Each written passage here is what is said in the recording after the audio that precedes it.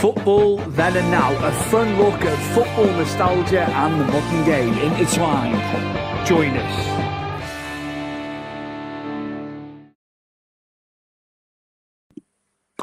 A warmer welcome. This is episode 103 of Football Then and Now, a nostalgic look at football, and also we look at the current topics going on in the world of football. We had a break last week, no episode, but we are back firing, and it's a returning guest, a man I had on last November. It's Man City fan Tom Parry back on Football Then and Now. Welcome back.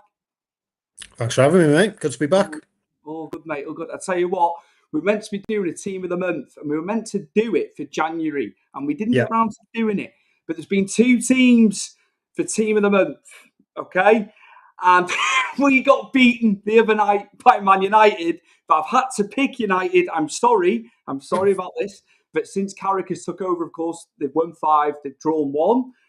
And also, I felt Bodo Glimt have got to be in there as well, but it's going to be for January and February, just off the back of beating yourselves in January, Atletico Madrid, and then beating Inter Milan over 2 legs, 5-2. So, yeah, going to hit us with Team of the Month first, Tom. Just your thoughts about United firstly, and the turnaround and the Michael Carrick. This might pain you to say it. Remarkable. It doesn't pain me to say it because I'm not one of them fans that despises the biggest rival. I never have. I've actually, I grew up admiring United, and the players that have played there, the legends of the club. So I don't hate them. In an ideal world, Stuart, I'd have City and United fighting for the title every season. United are more likable than Liverpool and Arsenal, in my opinion. So no, it doesn't pay me too much to say that they've been the team of the month, and deservedly so. Bodo Glimt, honourable mention, of course, but United have been sensational. They played us off the park. We were poor that day when we played them, really poor, but mostly down to them making us poor. They were phenomenal. On the ball, off the ball, like you could see, sometimes a change of manager doesn't really do much, but in this instance, it's made all the difference. You can see they're playing for him. I wasn't keen on Amorim. I didn't particularly like him as a coach. Don't really like him as a fella. He rubbed me up the wrong way. Carrick, how can you not like Michael Carrick? English football legend and just down to earth, good bloke, isn't he? So. Yeah, I'm not rooting against United. I'm not rooting for them, but I'm not rooting against them, you know. But yeah, well deserved team of the month, definitely. They've been really good. We had one chance early on the other night, and then they just took over, and then we did have a long spell in the second half. But again, we don't score enough. That's been the problem with us all season. Again, Tarkowski had 5 yards ahead of Sesko before he even took that ball on.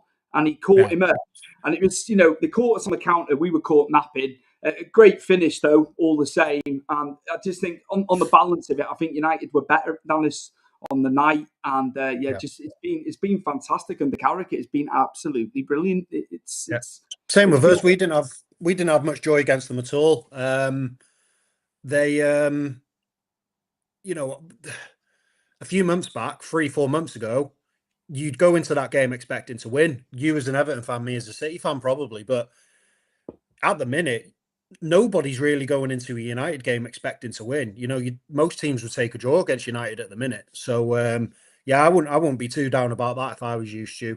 I mean, it was a bit different for us because I think we were the second game under Carrick, maybe. But now, like you say, unbeaten in 6 under him, and it's going to be an interesting end to the season. It'll be the way they're heading. Top 4's a certainty. Definitely, and they're keeping that form going. And Chelsea and Liverpool are trying to go for it as well, of course. But I would have United currently out of all of them. They're the most consistent. And he made changes. He rung the changes against you, which needed to happen, of course. Amorim was so, he rested on his laurels. They played the same formation. He never deviated. He went there with 10 men and won. You know what I mean? And he didn't change it till late on. And it's just refreshing. And Kobe Mainu, what a talent. and he's straight back in under Carrick, and he's been fantastic. He's really stood out for me, Kobbie Mainoo, coming back. It's like he's never left. It's remarkable the amount of time he spent out of the team. He's come back in, fit in like a glove. You'd never know what he'd just been through under Amorim. Must have been something personal there, Stu, because ability-wise, it's clear to see, isn't it? He's a quality player. They were screaming out for legs in that centre midfield. They were playing Bruno Fernandes there. It obviously wasn't working, but he persisted to do it. And that was one of many reasons that I didn't particularly like Amorim. He just... Why continue with something that's clearly not working? Ego and pride and just stubbornness. And as soon as he went and Carrick came in, first thing he did, he went to a back four, brought Kobbie Mainoo back in, stuck Bruno Fernandes back as 10, and he's reaping the rewards for that.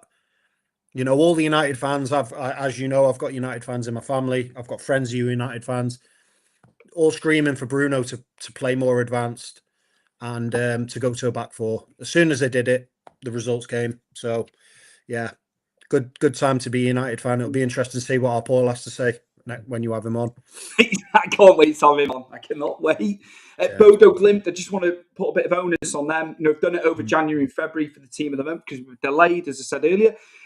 Unbelievable. Now, I've heard these names said differently across the media over the last several weeks. So you've got Haug and Hogue, that's how I pronounce them. They're the two standout players there. But Bodo Glimt have come out with 53 million euros out of this Champions League run so far, getting to the last 16, which is quite remarkable. It's amazing. It's fantastic for them.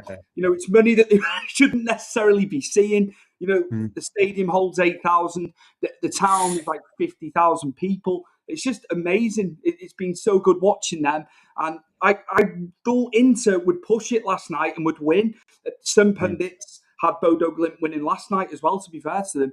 But I think those two lads stand out. They're the two players, and they need to try and keep hold of them, but I think they'll be gone in the summer. Yeah, unfortunately for a team like Bodo Glimt, who are just riding this wave of... I don't know how they're doing in their league, but this Champions League wave that they're on is nothing short of remarkable. I mean, they beat us comfortably. Beat Inter over 2 legs. Inter, you know, finalists the past 2 seasons. They had no right to beat Inter Milan over 2 legs. Maybe 1 leg, but at the San Siro, Giuseppe Meazza, Inter should be doing a number on them. It's remarkable, like you say, they'll do well to keep hold of their best players and their manager if they carry on the way they are. But it's so refreshing when a team, a minnow like Bodo Glimt, pull results out the bag like they have. Not just once or twice, by the way. You know, 3 or 4 times, 5 times. It's not just a one-off flash in the pan. They're doing it on a consistent basis. And the football they're playing at times is phenomenal.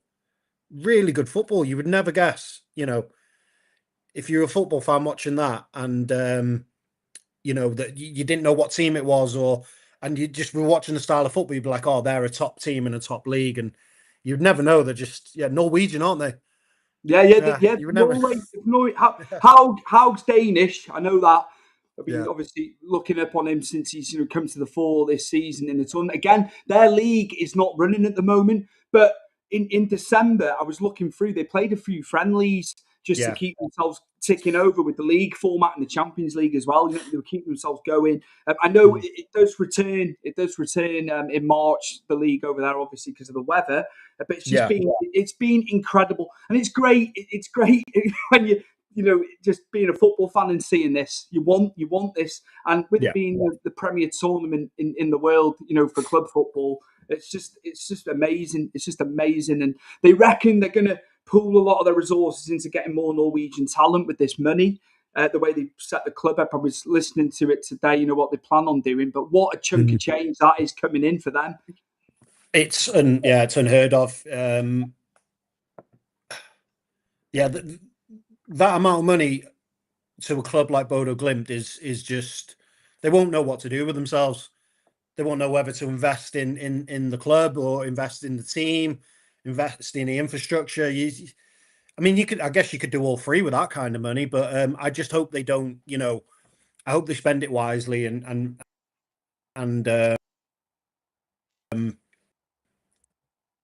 and I don't know who the owner is, but hopefully it's a respectable, not just try and get in players and or pocket him for himself like some owners would, So hopefully they spend it in the right way. I'll be following up on it, see what they do with it. Be interesting.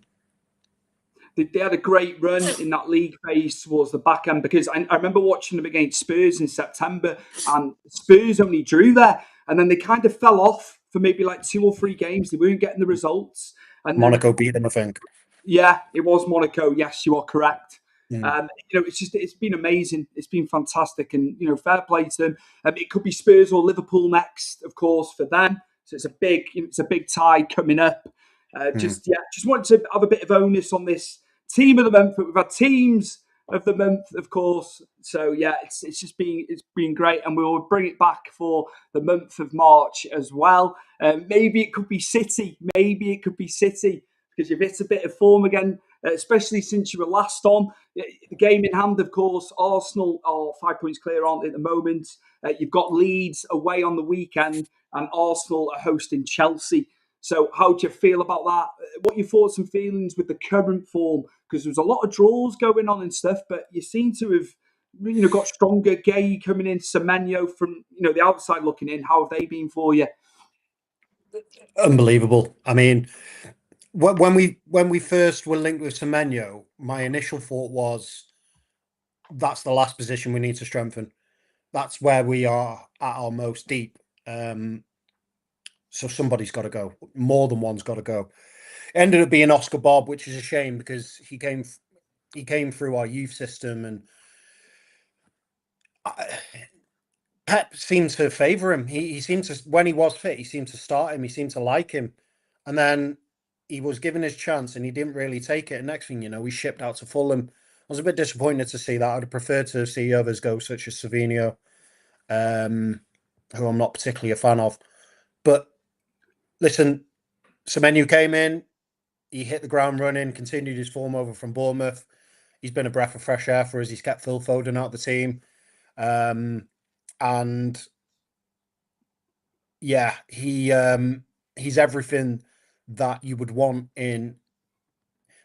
He's a City player. He's got the skill. He's got all the attributes, the flashiness, the end product. But with City, they're all workhorses. Foden, Bernardo Silva, David Silva in the past, Kevin De Bruyne, they all run. Ilkay Gundogan, their work ethic's through the roof, and he matches that. He's of a similar mold. So he ticks all the boxes. Really like him. And it looks like he could be a bargain as well for what we paid. So really happy with him. Mark Gay again.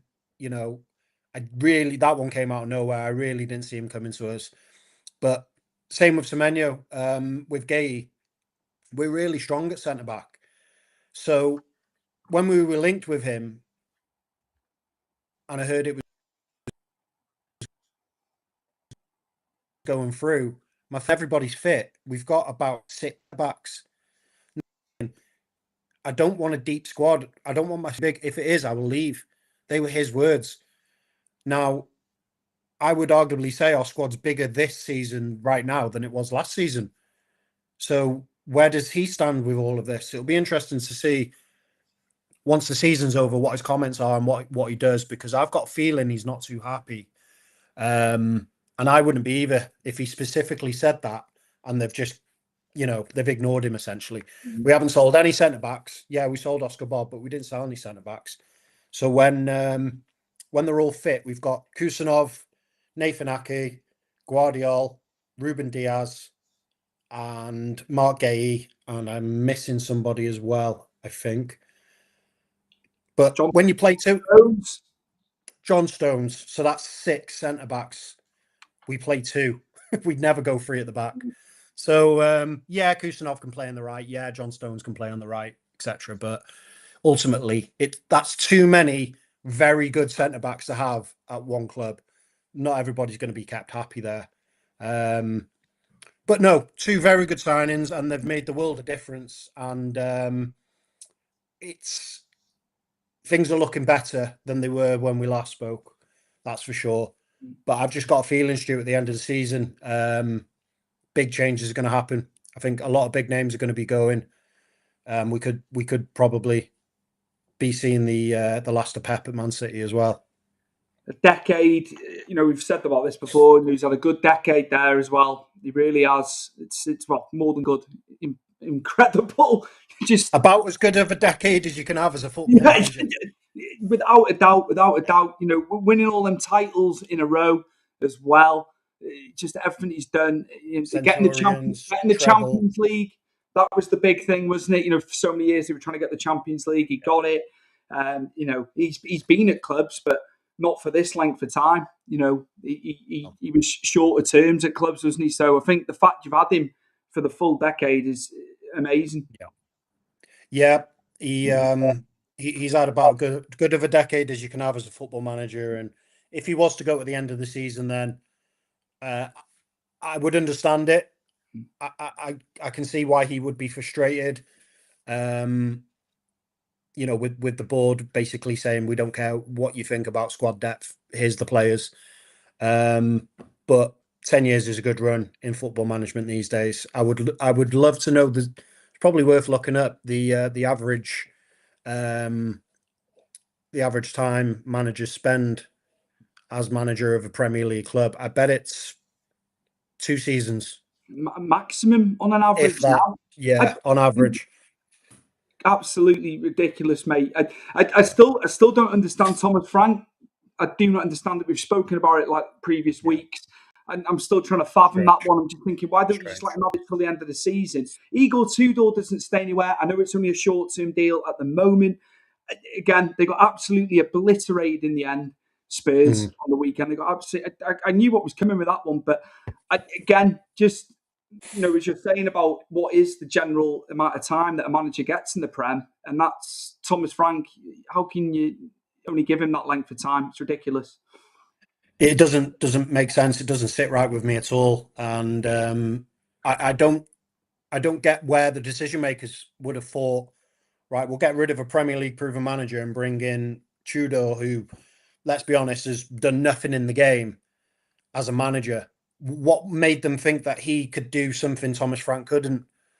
Are they just sort of like grasping at straws, hoping for that new manager push that you sometimes get? But yeah, it was a weird one. But just because Pep, he's been the manager of City and we've been successful. Success doesn't even necessarily mean you're safe as a manager these days.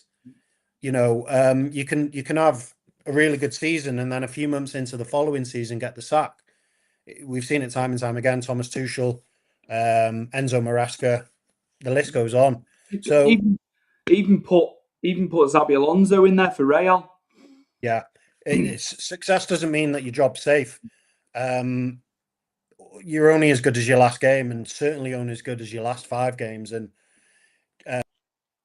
Pep's gone through many a stint at City where we've struggled season mostly, but his first season where we finished, a lot of owners probably would have given up on the manager after that.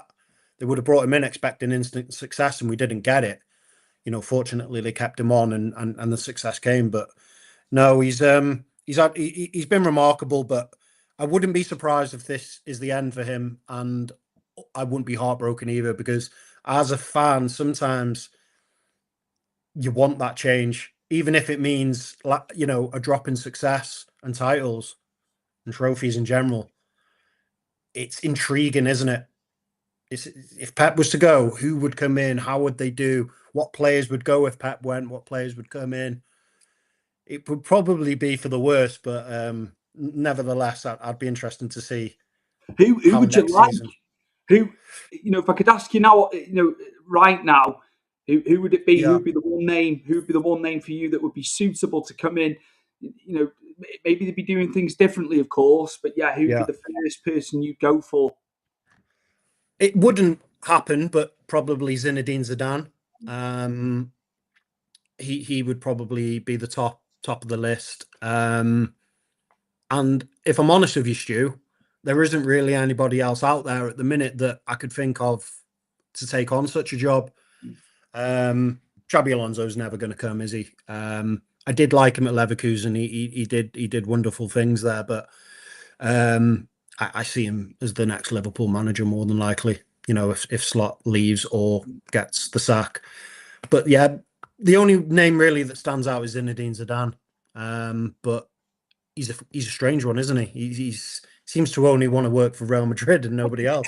He's had 2 stints, and then that was that. That's it, yeah. Yeah, he didn't. It's so Zidane, isn't it? Just like he's always been an eccentric fella, isn't he? And yeah, he's like, here's what I'm capable of, but I'm just going to go now. I think not that he would go because he's been there for so many years. He signed a contract as well.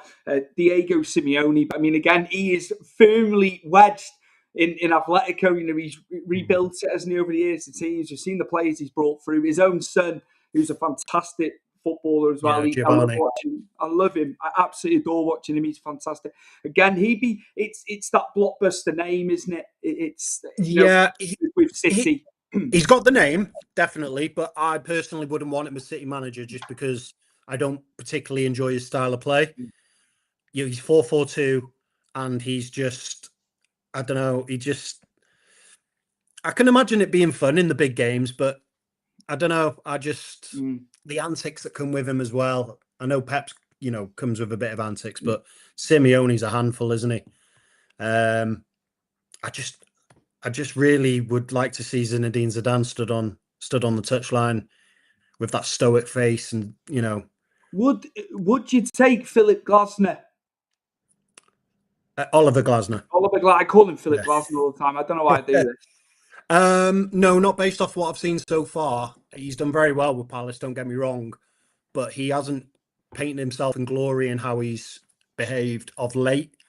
I know he's frustrated, and he has every right to be, but at the same time, he's not covered himself in glory at all with his behaviour and the things he said.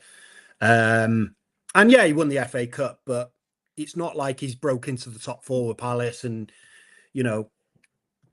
I'd sooner have Unai Emery than Oliver Glasner. But I can't see Emery leaving Villa anytime soon. So yeah. It would have to be Zidane. And then if I was to if someone was to say, well, that's not happening, who else? Then, there's a handful of names there. Maybe Xavi, maybe, I don't know. No, nobody's at work really at the minute. No big names, are they? They're all in jobs. So it's hard to say, isn't it?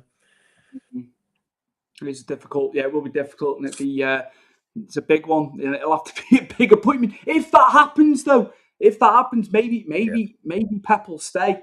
Maybe Pep will stay. Maybe. I just don't see it. No. I think 10 years. He's done everything he needs to do. He's ticked off all the boxes. Why stay on? It's clearly having an effect on him as well. He's separated from his wife. He just doesn't look happy anymore. His press conferences, he always seems really short and snappy, and it just seems like the happiness has been sucked out of him a bit. I think he needs a break from football. My ideal scenario would be, I shouldn't say this, but we don't do too well at the World Cup. Tuchel gets the England manager after a 6-month break or something like that. Be ideal. But yeah, if I was to put money on it, be interested to see what the bookies' odds are actually for Pep to go at the end of the season. I bet you wouldn't get great odds. We should have pulled them up. Yeah, like you say, you'd have like a list of 10, wouldn't you? Your minimum of the different ones. Yeah, definitely. But we shall see into the summer. I'm just going to pull up an article, a little excerpt that I found today. I mean, I assume Scott McTominay's come out and said this today. Football is getting way too soft.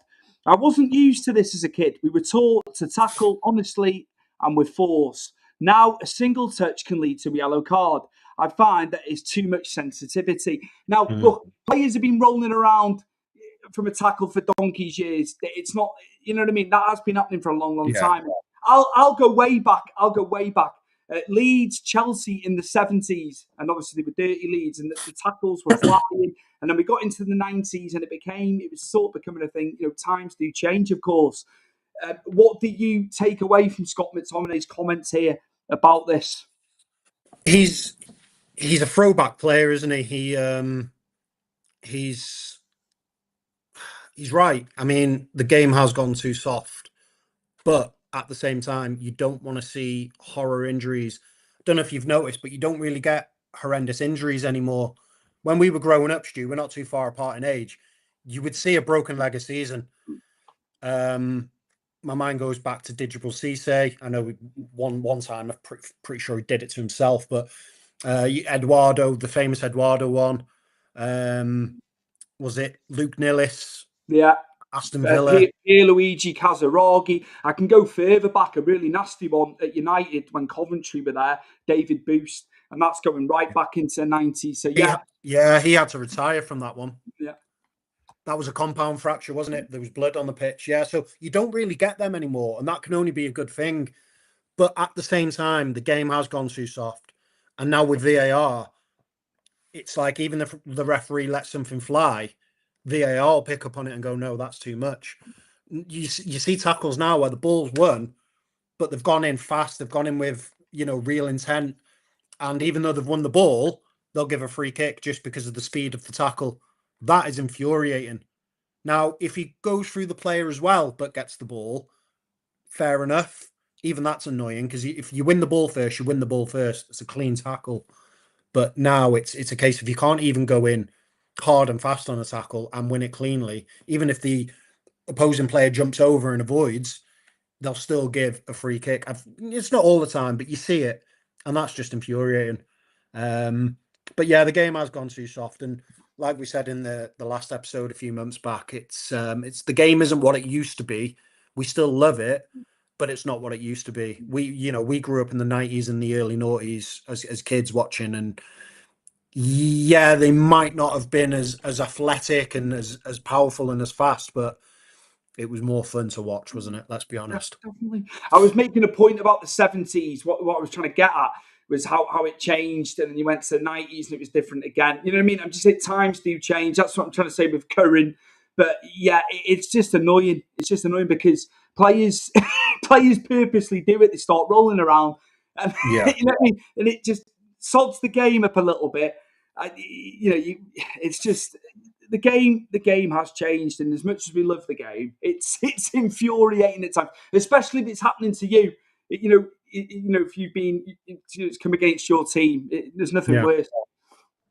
And the inconsistency as well with scuffling in the box on set pieces, they were really clamping down on it a couple of seasons back, and now they seem to be letting it happen again. And it's just you don't know where you stand with it. It's like Erling Haaland and Dan Burn on the weekend pretty much had a fight. Every time they came close to each other, they were jostling and pulling, and it was good to see. But God forbid one of them puts a tackle in on the other, and wins the ball and doesn't hurt the player, and they give a free kick, and it's like it's too inconsistent. Like I like that side of the game, and I want to see more of it. The competitiveness, the physicality in football. It's entertaining, and it's listen, things move on. MMA 20 years ago, you could headbutt. It's like, so you've got to move on. You've got to advance, and you've got to be more, I guess, and you can't have the likes of Duncan Ferguson anymore on the telly. Unfortunately, he got sent off. He got sent off all the bloody time, though. No, I mean, there was punches. There was a headbutt up in Scotland, of course, the jail time and all that. You can't be doing that. I'm not. But no. He did make it fun. I'll tell you that. I'll tell you that now. Yeah. It was fun, and you know what? It took away how good a footballer he was. That's the infuriating things with fans of a club. He was a thug. I think you'll find some of the goals he scored, not just with his head. His heading was superb. His touch, he had a great. He had good feet. Yeah, he had good feet. Really good feet. He wasn't a thug. He took no shit. He just, if you give it him, he'd give it you back. And sometimes you didn't really need to give it him for him to give it you back. But yeah, what a personality. But yeah, you can't have people headbutting, on live TV anymore. In a way, I guess they've had to stamp down to get that side of the game gone, but they've gone too far, and now it's to the point where a good firm tackle is deemed a free kick, and maybe it's not probably going to happen, but if they could just take a few steps back, would be in a sweet spot, I think, where we're not getting horrific injuries, but we're also not penalising players for going in, with a bit of intent. Definitely, yeah. I'm going to go and see Duncan Rill when he comes to do the tour up here in November. So he's coming up this way. He's been touring extensively with the book anyway. I recommend the book as well. It's also available in audio book form as well, Tom, across like Spotify, Kindle, all that good stuff. Really good book. If you get a chance, definitely get on Dunk's book because it's superb. It's superb. Tom, thank you so much for coming on again. It's been an absolute blast. All the best to City. Just one before we go. Can you get the title, or do you still think it'll be Arsenal's? No, it won't be Arsenal's. They're doing an Arsenal. Their arse as well and truly fell out, and it's absolutely beautiful to see. And nobody has a meltdown quite like an Arsenal fan, do they? So, that's just. Yeah, I can't wait to the end of the season for the reaction of the fans of Arsenal TV and on Twitter and social media. It's going to be comical, mate. I can't wait. They've deserved it a few times now, and last time I was on here, I said they deserved it, and we snatched it off them, and I'll take it, but.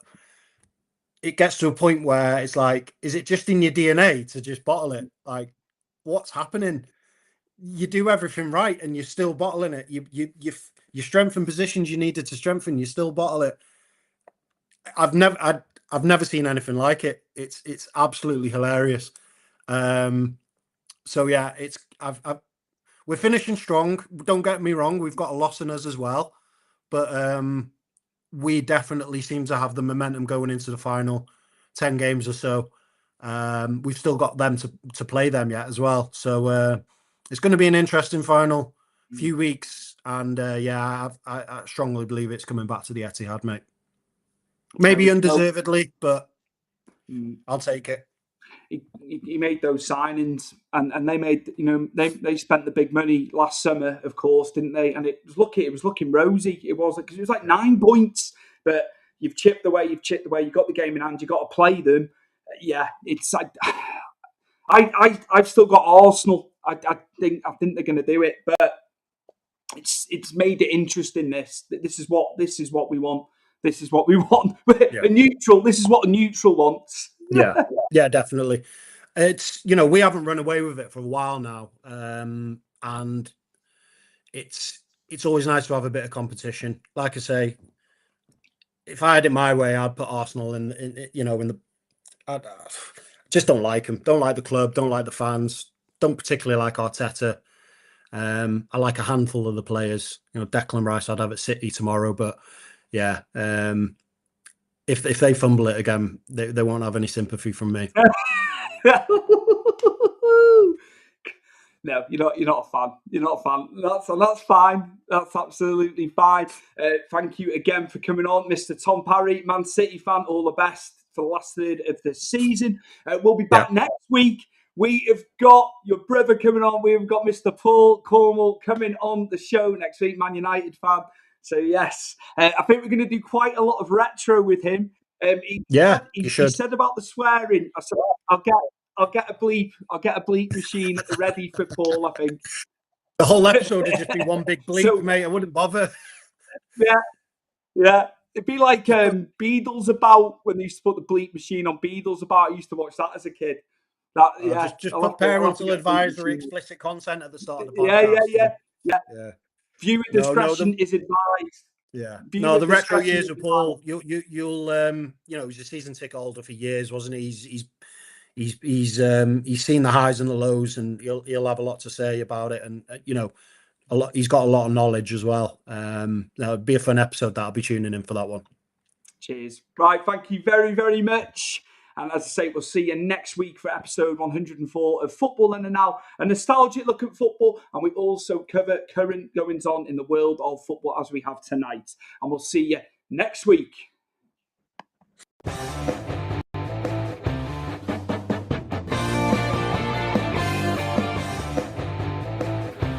Football Then and Now, a fun look at football nostalgia and the modern game intertwined. Join us.